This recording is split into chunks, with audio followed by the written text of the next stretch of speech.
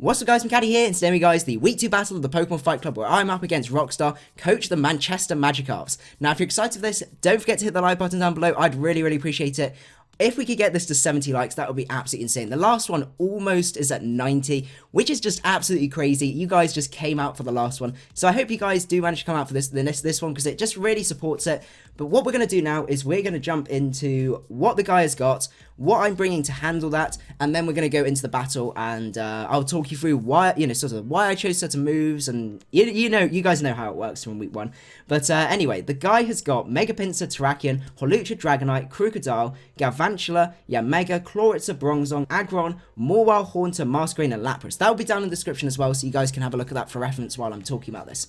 So there's a couple of things that really stand out. First of all, his team is really weak to rocks, and his only defog is the Masquerain, which I can very easily overpower.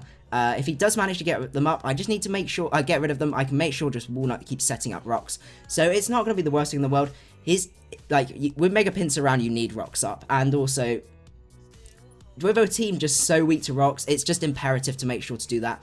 On top of this as well, it's very physically offensive draft as well. When you compare the physical threats to the special threats, you'll see that it is widely outclassed. There's also a lot of potential there for setup, so I need to make sure that I can squash any form of setup at all, which is why, moving on to the team, we have got the Clefable here. We have got a Clefable which is max physically defensive with Unaware and Leftover, so really bulky with Moonblast, Moonlight, Heal Bell, Flamethrower. I can't run Soft Boil because there's compatibility issues because I think Unaware is its hidden ability. That's correct, and that's why I've got to run Moonlight because Soft Boil is from a previous gen. We have got Heal Bell there in case we get any burns from the Clawitzer or anything like that, and Toxics because Toxic Unaware Clefable is a sad Clefable. And then finally we got the Flamethrower as well because a lot of my team was struggled to try and beat Bronzong, so having something that could switch in, I really don't take too much from Gyro Balls.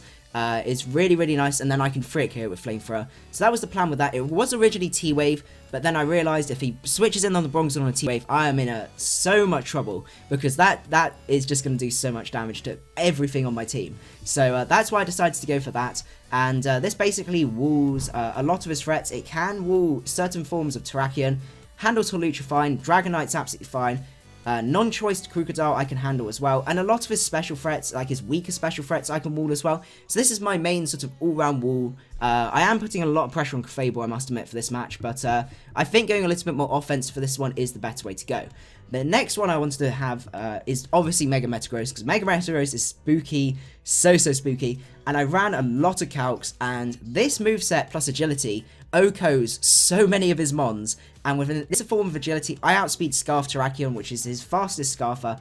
Obviously, I don't outspeed Unburden Hawlucha, but it's not really worth using those extra EVs. I'd much rather get some more HP and extra bulk, because I've got answers. I've got Clefable there, which is absolutely fine. I've got Jafar, so I'm not going to be trying to set up a Unburden Hawlucha, and I can OHKO it anyway, so it's not like it's going to be able to set up on me anyway, at all. So we have got Meteor Mash, Ice Punch, and Earthquake, which hits all of his draft either neutrally or super effectively with, except for the Bronzong, which is why I also wanted Clefable to be able to handle the Bronzong, because I needed that out of the way before I could get my sweep going. But basically the plan of this team was to set up rocks, use the rest of my team to wear them down, and then just go for an agility when I can, and just sweep the team from there. So that's really nice. The next one we have got is Jafar, the Alakazam. Now this is my panic button, because I have nothing for a +2 Mega Pinsir apart from this guy. So this guy is designed to sit in the back as well. As soon as that Pinsir sets up, or he comes out, him Power Rock, guaranteed OHKO, then it's out the way. Then I don't have to worry about it, and that's a massive threat dealt with. So that's the plan with that, and I outspeed everything on his team, I'm pretty sure. Yep. Apart from, even the Hawlucha I outsped because I speed crap for that. And this coverage as well just hits everything really hard, and it's really nice. So this is the plan for Alakazam. He basically has to switch out, and then if he comes back in, he takes more rocks damage and stuff like that, or he has to just go for a quick attack, and then I just bop him out from there. So that was the plan with Jafar.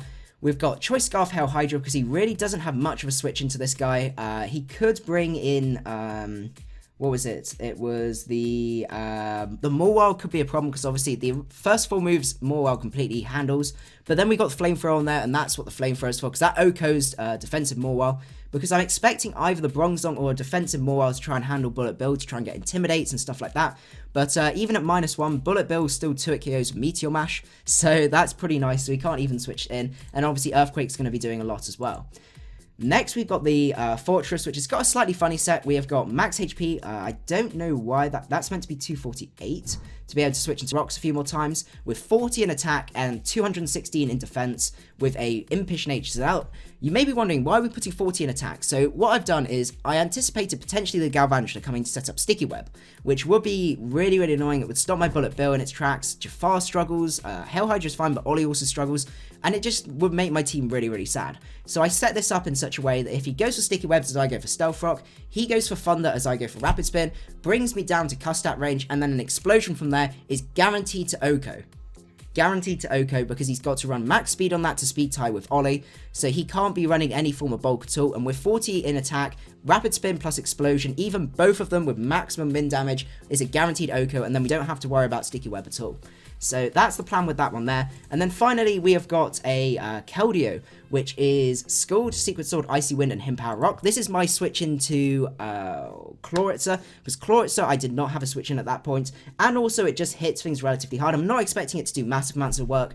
You may be wondering why we got Him Power Rock on here. This is because Keldeo can actually take a quick attack. I think it does about 60 to 70% unboosted. So I'm able to just, it's not able to set up on me. I can just kill it from there. So I just want to try and create situations where he won't be able to bring it in for free, and he won't be able to set up. The only thing that really he can set up on is obviously the Fable, but then Flamethrower does over 50%, so if he's already megaed up and tries to come in, Flamethrower is going to bop him from there. I can take a return absolutely fine. So that was the plan for the team. So what we're going to do now is move over to the battle. Okay, so we're now at the battle, and as you can see, he didn't bring any of his OU mons, which was a little bit surprising for me. We do see the Masquerain as well, because that can set up Sticky Web and it can defog, so we just need to watch out for that.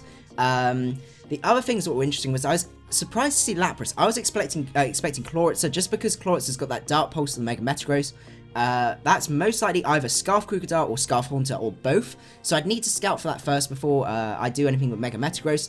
There's a couple of things I can set up. I can set up on the Mawile to get an agility, and a few other things as well, and we need to try and work out what that Lapras set is, because that could either be a Perish Trap set, or it could be some sort of spec set. So I decided to lead off with Forretress. It was the best bet. He could be leading off with Krookodile with the taunt, but I couldn't, you know, with how important rocks were, I couldn't afford not to. So what we're going to do is we're going to make sure the music's off, because it doesn't scare me then.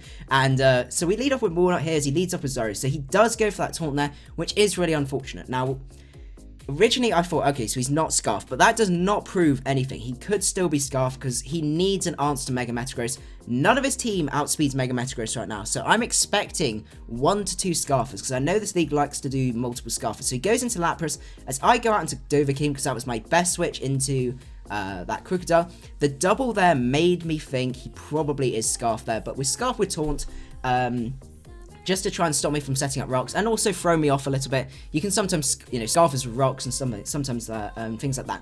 So I'm not too sure what this is going to be, and I don't have the most reliable switch in. He could be going for a Freeze Dry here, which would mean I'd lose Keldeo early. Ice Beam for Hydreigon. Like, I just didn't really have a switch for this, because I wasn't expecting this guy to come. So I needed to try and work out what set this is. So I decided to go for a Moonblast, but he goes to Hydro Pump and gets a crit, and that shows me straight away this guy is Specs. Now, a normal Hydro Pump, non-critted Hydro Pump would have done 60 to 70%, so I just, about, yeah, 60 to 70%, so I figured, why not just stay in? I'll stay in, you know, scout to see what he does, go for a Moonblast. That's does a reasonable amount of damage from about 25 to 30%, and I can see what he's up to from there. But unfortunately, as you can see, it shows that he's Specs, but he also got high roll plus crit, which is really, really sad to lose that really early. But luckily, he didn't bring many of his massively physical threats, so I was not worrying too much from there.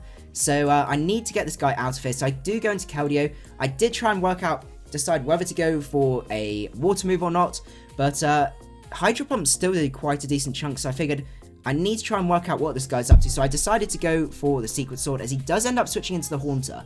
So I needed to work out if this guy was Scarf or not. So I go into Walnut here. He does go for Giga Drain. Now, if he's Scarfed, he'll switch out here.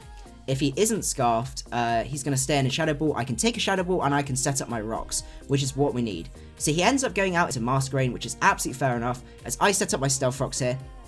I'm not sure what he's going to go for here, so I go for a slow Volt Switch as he goes for Tailwind. A really, really interesting set. And I end up Volt Switching out here into Metagross, because Metagross is the only Pokemon that can take any of his moves relatively well. He's got the Tailwind up, he could Air Slash my Ollie, I don't want to be taking any damage from Alakazam. And Hydreigon as well doesn't really appreciate a Bug Buzz.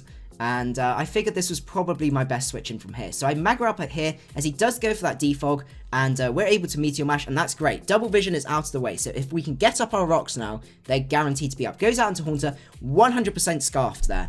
100% confirmed that it's Scarfed. So I switch into Hail Hydra because he cannot afford to go for a Dazzling Gleam or anything like that, which I was really worried about, so I really wanted to limit the amount of times I was switching into this guy.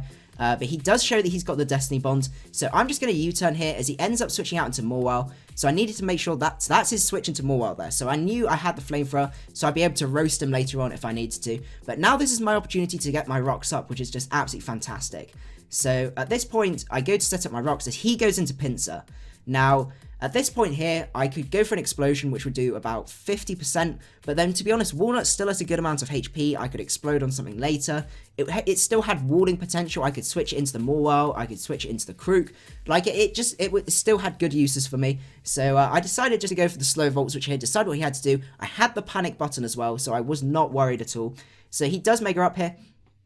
Goes to the SD as expected, so I get that slow Volt Switch off, which is really, really nice. Go into Alakazam, and boom, he goes to the Quick Attack, decides to stay in, which is fair enough. Boom, absolutely out of the way. That's absolutely great. So we've lost the Mega Pinsir, and makes our life so much easier. So he does go into Haunter. This confirms 100% that this guy is Scarfed. So I do end up switching out here. I go back into Walnut, because Walnut is not as useful. He does get a crit here. I don't know if the crit mattered, but it was a bit of a shame. So I know that he's locked into Shadow Ball here. I decide to keep it for Death Folder because it would be really useful. So I go into Hail Hydra here, taking that Shadow Ball like a champ. I now go for Flamethrower, predicting the Mawile, and that's going to do a good amount and nearly OHKO this, which is absolutely fantastic. He doesn't have the greatest of switch-ins to Flamethrowers. He does go into Lapras though. It's still going to take a reasonable chunk, and after Rocks damage is really, really nice. So now this is my time to sack my Walnut, which is why I wanted Death Folder, because I wanted something that could switch into this Pandora.